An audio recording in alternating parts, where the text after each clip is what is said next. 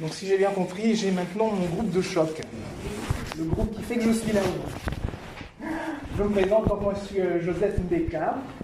Je représente l'association qui est plus un site d'alerte Change in Congo. Et je préside aussi le Conseil international congolais, qui est quand même un organisme qui, quand il s'exprime au nom de toute la diaspora congolaise, qui fait quand même 20 millions de personnes à travers le monde. Alors, la question congolaise, avant qu'on l'entame, je vais quand même permettre à chacun de se présenter. Mon conseil qui est, s'il te plaît, Asma. Asma. Moi, c'est Auberville. Auberville, avec un E. Ah oui. Auberville. Sidra. Sidra. Avec un S. Pierrette. Pierrette. Oui, Pierrette. Pierrette.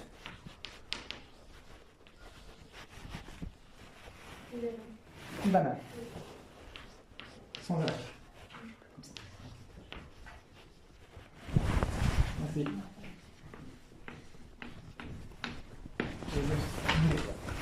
Voilà. Alors, je vais nous proposer, puisque ça c'est mon groupe de prédilection, je vais changer la façon de présenter. Imaginons un jour, vous êtes réveillé ce matin, et d'un coup, vous entendez BOUM.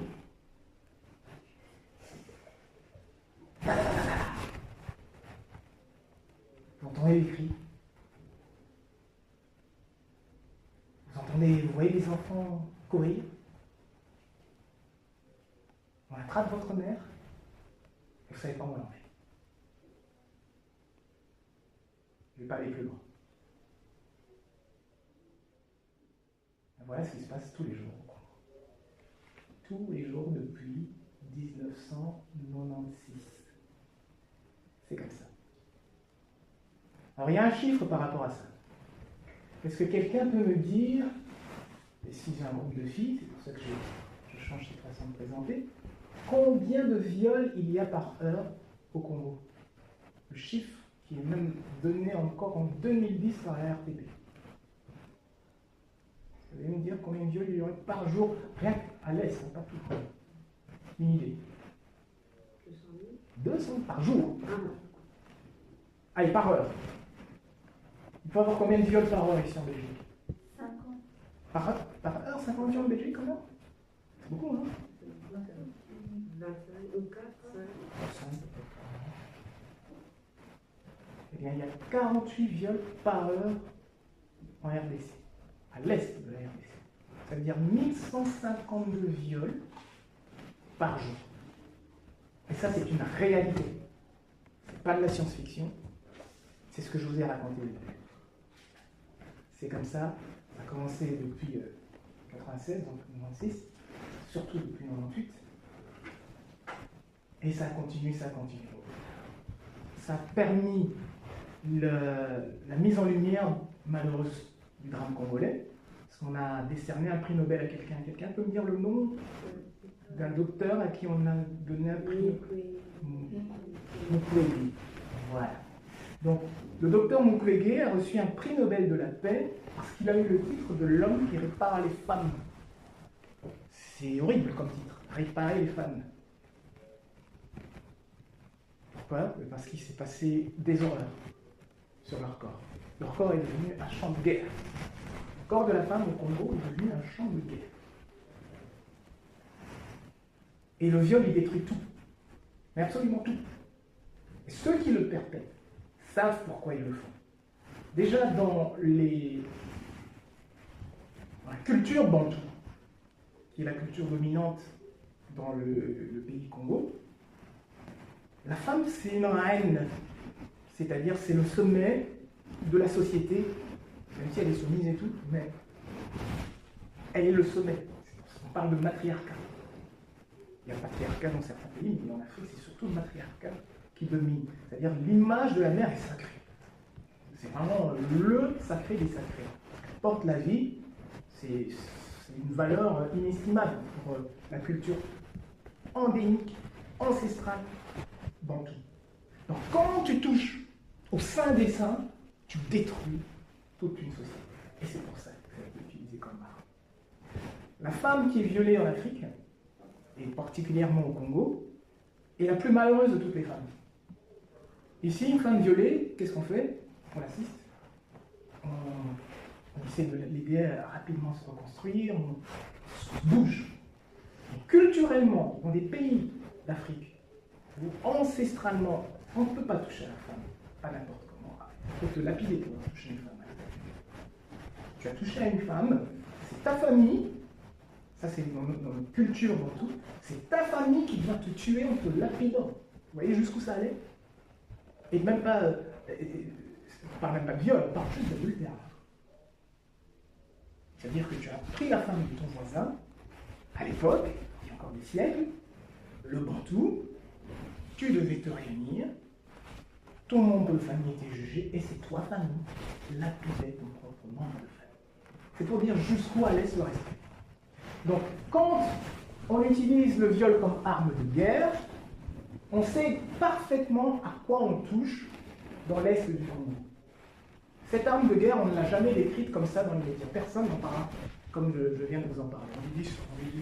On a touché à une arme de destruction psychologique massive, tout simplement. Résultat, la femme qui est violée en Afrique, au Congo, elle est mise à l'écart. Son mari ne peut même plus la regarder, même si ce n'est pas sa faute. Mais son mari ne sait plus la regarder. Elle finit par être chassée du village par elle-même. Parce qu'il n'y a plus personne. La honte est tellement forte. Et c'est curieux, hein, dans une société où la pornographie est partout. Ben non, il y a ça en Afrique. La honte est tellement forte que la femme elle est totalement détruite, vivante. Ces enfants ne savent plus la regarder parce que souvent les armées entre guillemets qui perpétuent ces exactions le font devant toute la famille. Ils prémunissent le père, et ça viole. Enfants, mari, homme, femme. Donc tout le monde a été violé à l'Est. Et pourquoi? La question, il faut se poser la question, c'est pourquoi ça? Pourquoi? Et pourquoi on arrive à un tel niveau d'exaction? J'aimerais que chacun prenne son smartphone, si c'est possible.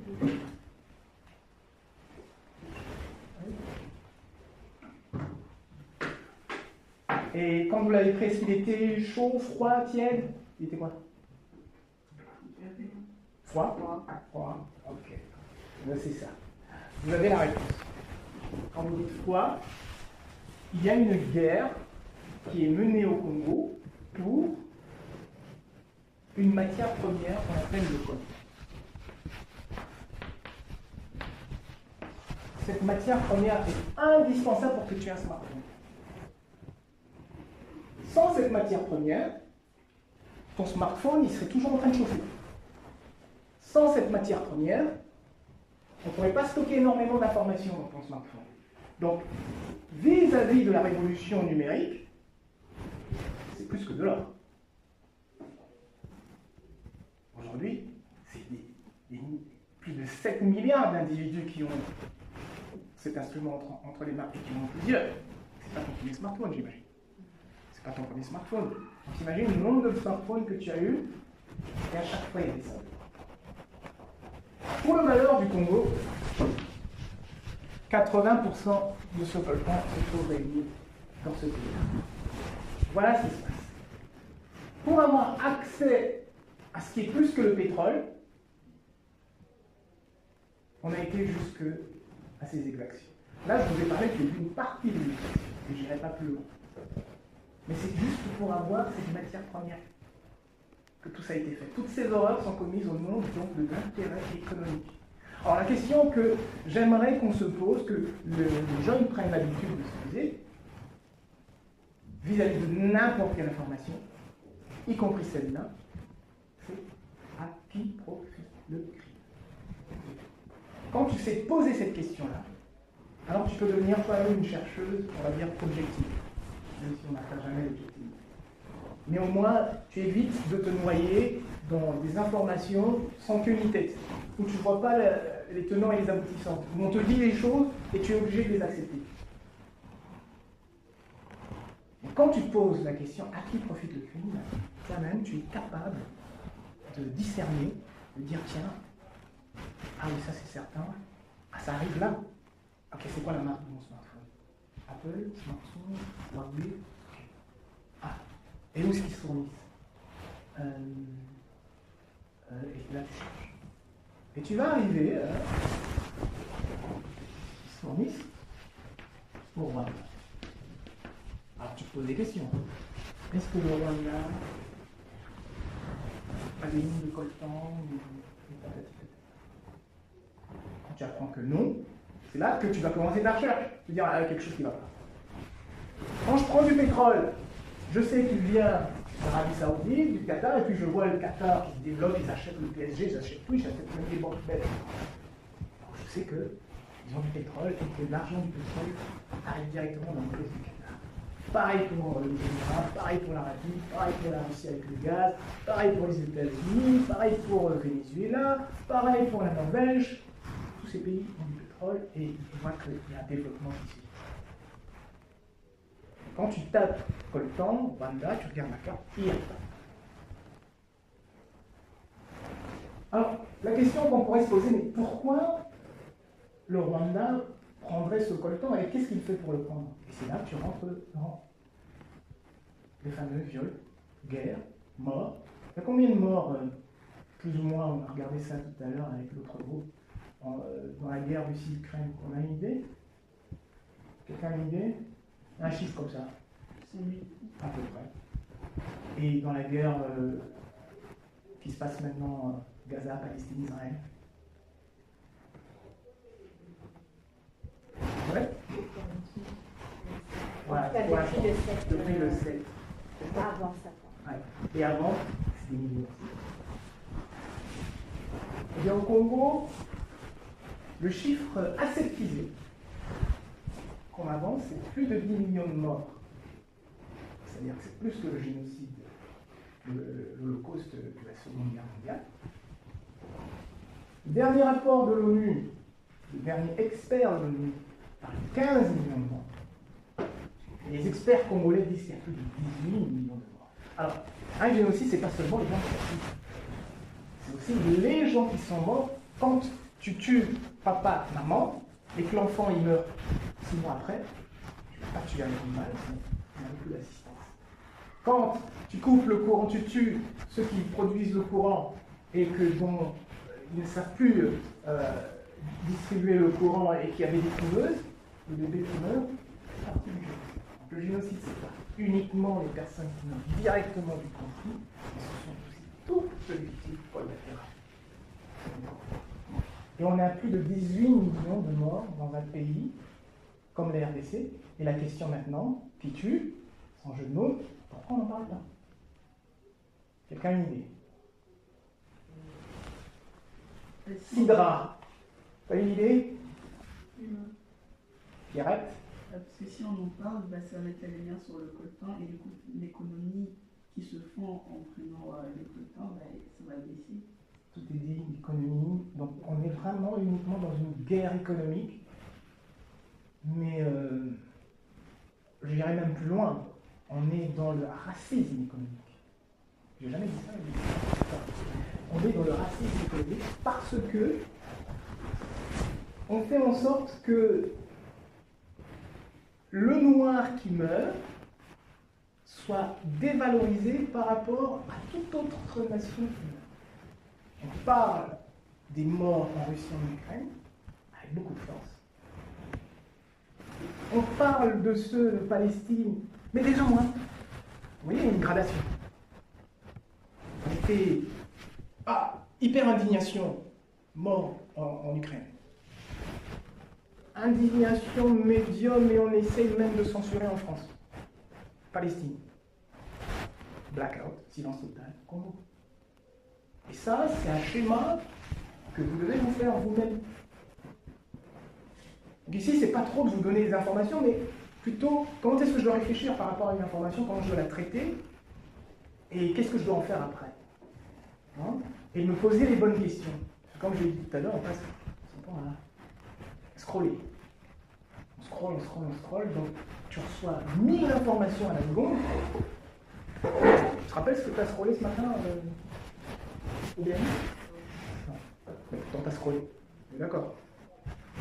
Ivana, tu te rappelles ce que tu as scrollé? Et Asma. Voilà. Donc on est devenus des machines, des éponges comme ça, qui n'emmagasinent plus rien. Donc quand on n'emmagasine plus rien, qu'est-ce qui peut encore te choquer?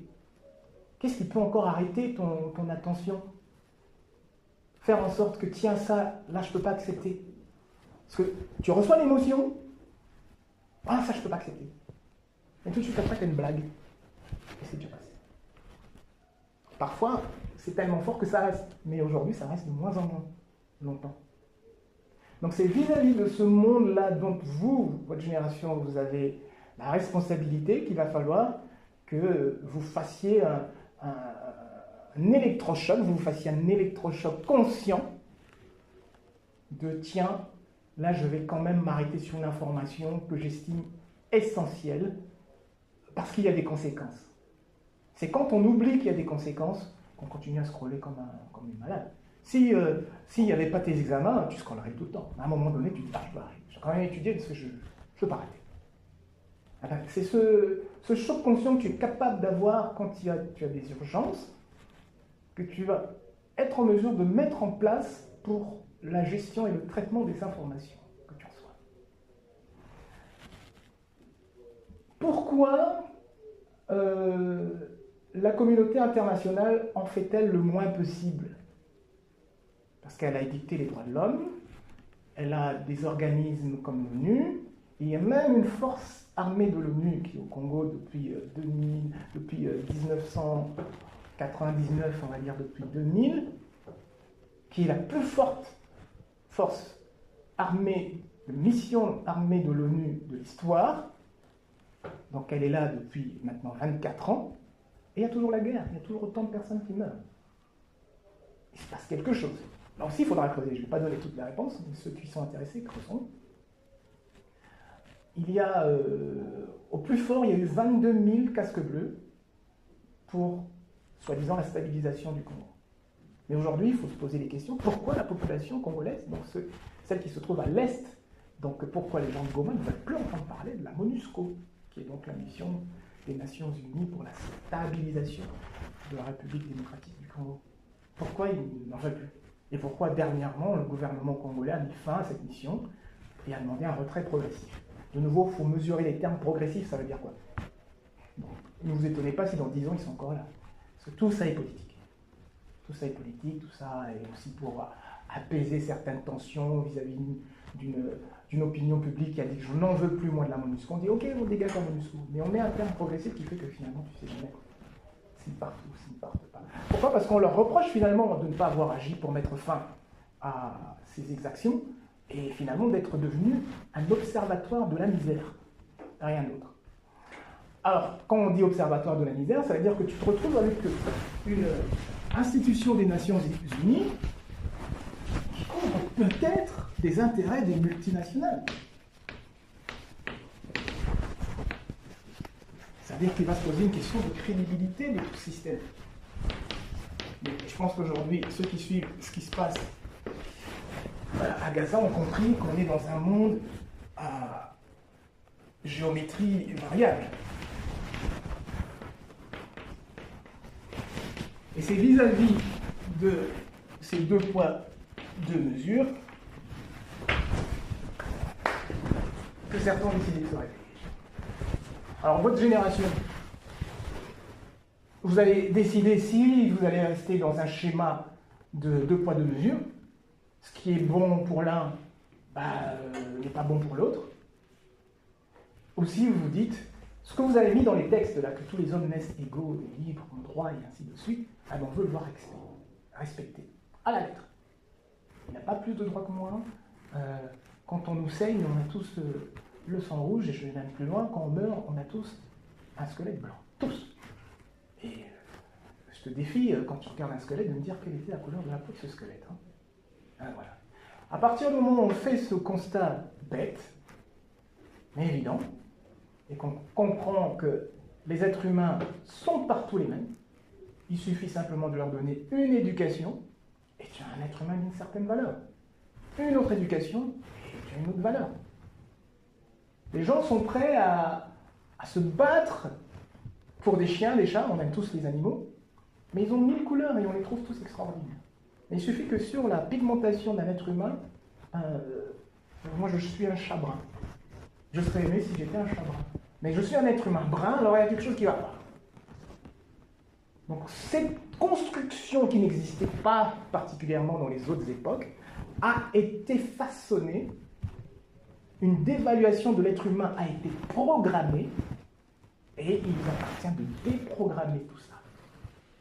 Ce sont des archétypes, ce sont des idées préconçues qu'on a formatées comme un programme qu'on formate, et il faut déconstruire ça, tout simplement.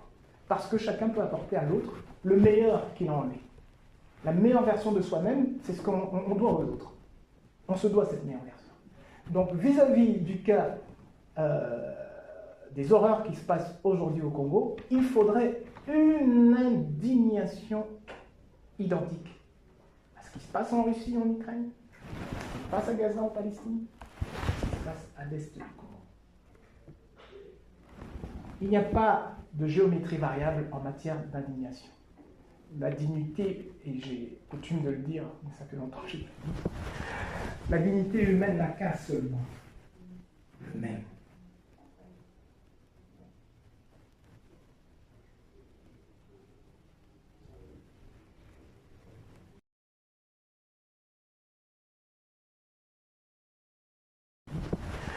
La dignité humaine n'a qu'un seul nom, le même.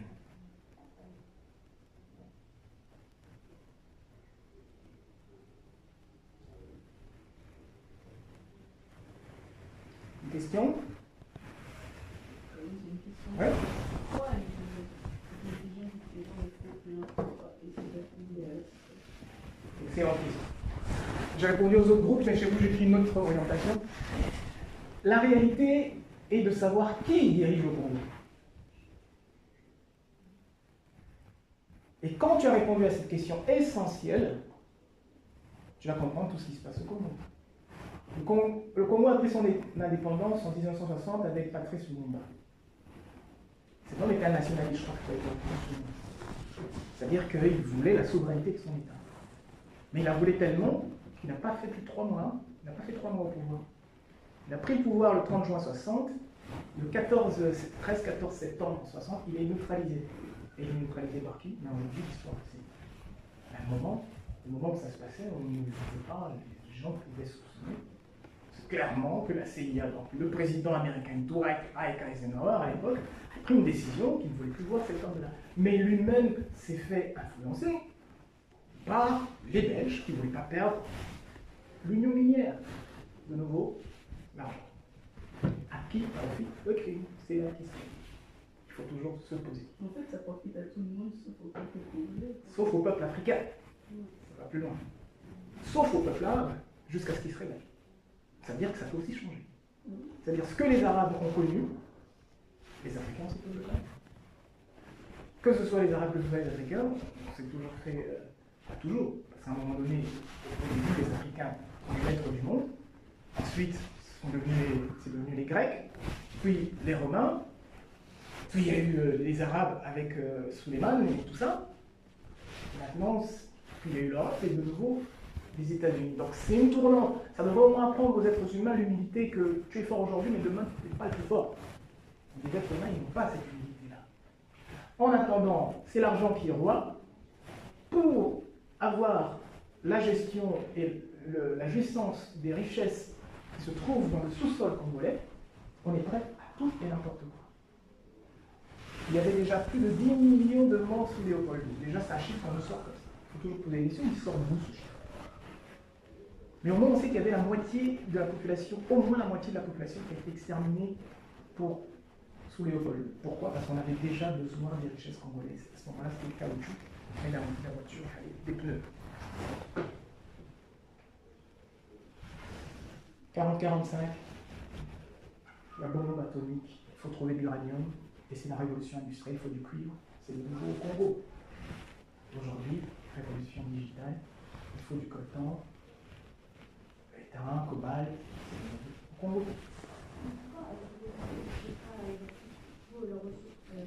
Naturel pour enrichir la force de...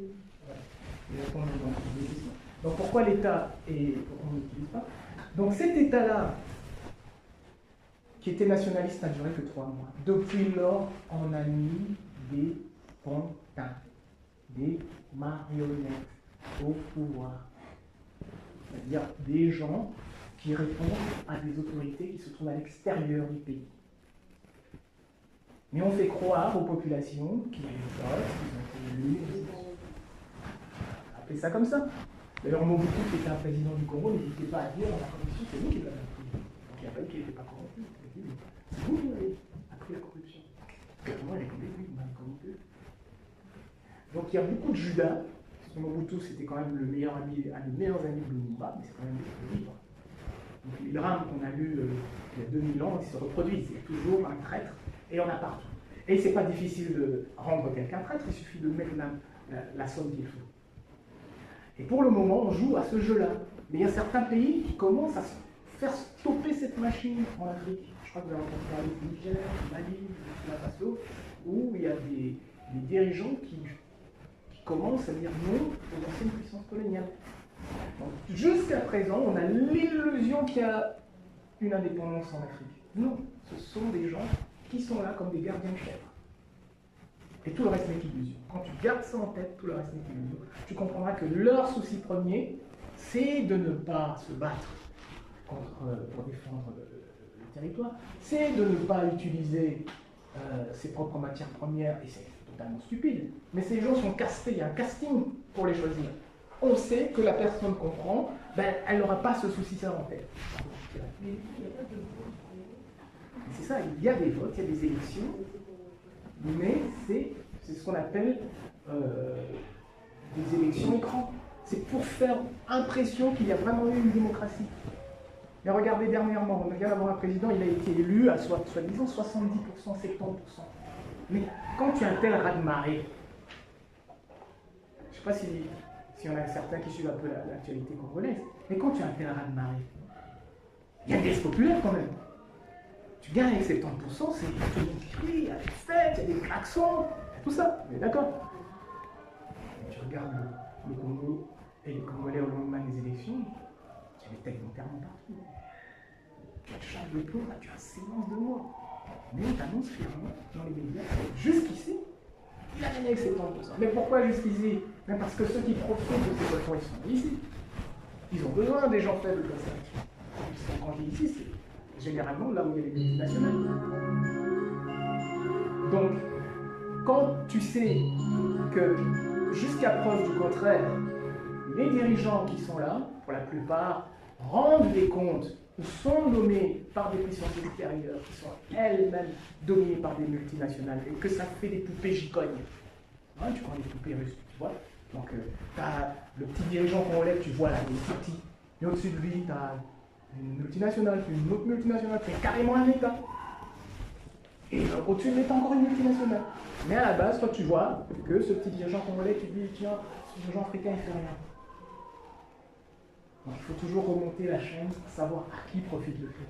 Et lui, il est arrivé comment? Ah, on l'a voté. Ok, on l'a voté. Mais pourquoi il n'y a pas de liste populaire? C'est pas parce qu'il n'y a pas de liste populaire. Parfois, tu as carrément des listes populaires, hein? Mais c'est aussi un jeu. Donc, il faut savoir qu'il y a des peuples qui doivent encore se libérer. Ça, il faut être conscient de ça. Il y a des peuples qui ont des simulacres d'élections. Et parfois, on peut même te faire des vraies élections, mais on a déjà choisi les candidats avant toi. Et on sait que parmi ces candidats, il y aura de toute façon notre avis.